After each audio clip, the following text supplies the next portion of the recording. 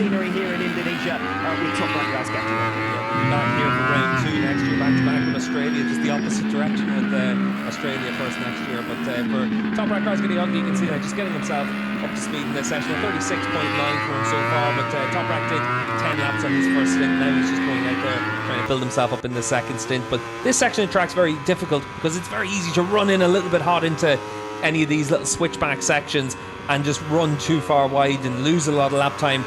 Down in towards the next right-hander, this is where you've got one of the key overtaking opportunities. Heavy braking down in towards turn 10, but it is a place where you also need to be a little bit aggressive to make the move. We saw Jonathan Williams got ready in race 2 last year, get down the inside through turn 10 on the last lap to take the race win. From this point on, we're building up all the way to the end of the lap. You can see it gets faster and faster through these couple of corners.